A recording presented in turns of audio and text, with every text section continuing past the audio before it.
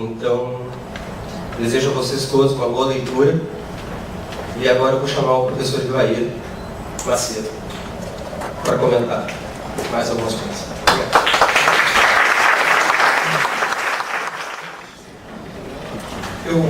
As minhas palavras serão breves, na realidade. A noite é do Cavaleiro do Tempo, não de professores de história, mas é uma grande satisfação estar aqui, em primeiro lugar com o Sérgio Galina, amigo de muitos anos, e ver o resultado de um sonho, de um projeto, começando a ganhar corpo e começando muito bem. Eu pude ver desde o momento que o trabalho começou a ser preparado, editado, até o momento do lançamento com brilho, como ele merece. Eu aceitei de bom grado fazer o prefácio do livro, embora não fosse necessário, porque o livro, por si mesmo, se sustenta e é assim que deve ser, efetivamente. Mas eu percebi desde o princípio que o Sérgio Galina preza muito o dado da relação da criação do autor com o dado da pesquisa, da seriedade, do trabalho consolidado, da procura do conhecimento. E por conta disso, pelo respeito a esse dado, que ele não precisaria ter por ser um escritor e um criador de uma obra de ficção, mas que ele preza e respeita o seu leitor e procura dialogar com esse leitor e passar conhecimento, eu aceitei então fazer o prefácio. Eu sou um historiador, meu nome é José Ivair Macedo, eu sou professor de História Medieval e de História da Cultura, do Departamento de História da URGS.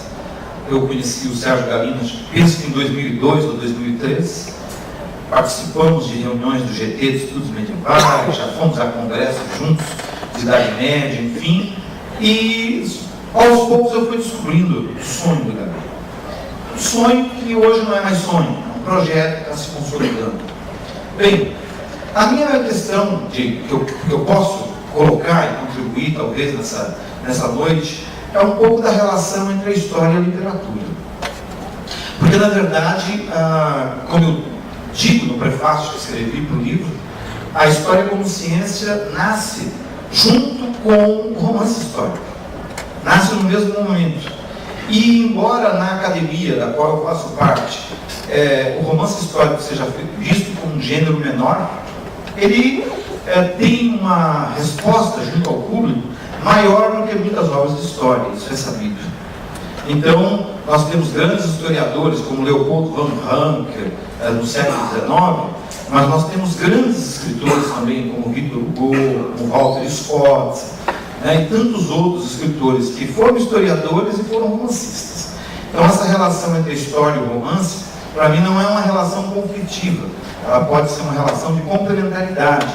E eu, como historiador, defendo essa posição, que eu sei que não é majoritária, mas defendo essa posição de que a história não está nos bancos escolares só, e também não está no mundo acadêmico apenas. Eu tenho a impressão que a imagem da história que as pessoas comuns, que o público cria, na maior parte das vezes não vem da academia, não vem dos textos da academia. Vem dos romances, vem dos filmes, vem das obras que atingem o grande público e que levam emoção. Porque me parece que é esse o dado da emoção que falta muitas vezes no texto acadêmico.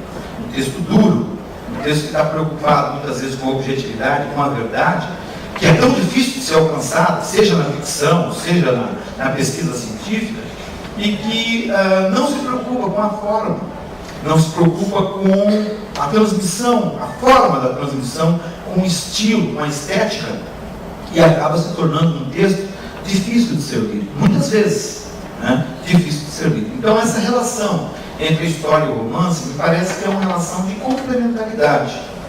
E, sobretudo, o romance tem um papel importante, o romance histórico, eu penso, o gênero do romance histórico tem um papel importante a contribuir na medida em que ele permite que o escritor, que sempre é um pesquisador, eu acho que um ficcionista ou um romancista que escreva sobre temas contemporâneos pode se preocupar apenas com um dado estético, com um dado estilístico, mas a pessoa que se propõe a fazer um romance histórico tem que ser um pesquisador também.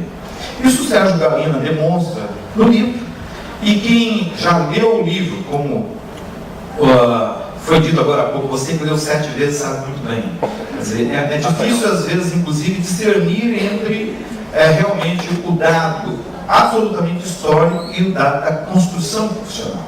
Então, houve, evidentemente, um trabalho de pesquisa. Eu, como gosto de Idade Média, estudo Idade Média, foi um prazer reencontrar o Thomas Becket, o Felipe Augusto, Henrique II Plantagenet, que são personagens familiares para nós, mas que nem sempre são familiares para o grande público e que aparecem ali de um modo leve por um lado, pesado por outro, com a sua humanidade, que o Sérgio Galina procurou recuperar no livro, centralizando esses personagens em torno da apaixonante Ana da Bretanha, que só podia ser uma pessoa com essa personalidade. Então, eu acho que é um livro que começa a ser preparado com um destino que me parece grandioso pela frente, espero que seja um destino grandioso. E eu quero terminar a minha fala, porque justamente como eu disse, a noite é do Cavaleiro do Templo e do pai do Cavaleiro do Templo. Então eu quero terminar a minha fala fazendo uma confissão pública. Eu nunca tinha dito a ninguém, muito menos ao Galina. Muitas vezes as paixões começam pelos lugares aparentemente mais impróprios. Eu devo confessar que a minha paixão pela Idade Média, na verdade, nasceu da leitura de romances históricos. E eu tenho claramente os nomes dos autores aqui para dizer. Nasceu da leitura de 2 grandes autores de romances históricos. Em primeiro lugar, Mika Waltari, com o livro O Egípcio, depois foi transformado em filme nos anos 50, um grande romance histórico que eu me lembro, eu li em um dia. Eu li numa sentada e numa deitada. Era impossível parar de ler aquele romance, tal a força da narrativa que o Mika Waltari conseguia imprimir. E o segundo livro que me impressionou muito é de um romance medieval do Maurice Druon, chamado Os Reis Malditos, que na verdade é uma série de livros, Os Reis Malditos, tratando do século XIV, enquanto a tua paixão é pelo século XII. Então foi da leitura dos Reis Malditos, daquele cenário maravilhoso que o Maurice Druon criou, que me veio a paixão pela Idade Média, inicialmente. E é claro que depois essa paixão se desenvolveu por outras razões. Mas aí está a prova, me parece, daquilo que eu falei inicialmente. Que, embora aparentemente romance e história sejam gêneros distantes, na verdade não são tão distantes assim. E o que une esses 2 gêneros, esses 2 campos, é a vontade e a verdade que busca o autor e a vontade de chegar ao ser humano que está por trás, ou dos documentos frios da história, ou da imaginação mais livre do romancista e do escritor. Por isso eu cumprimento muito o Sérgio Galina, cumprimento o público também, e desejo que vocês compartilhem do prazer de ler O Cavaleiro do Templo.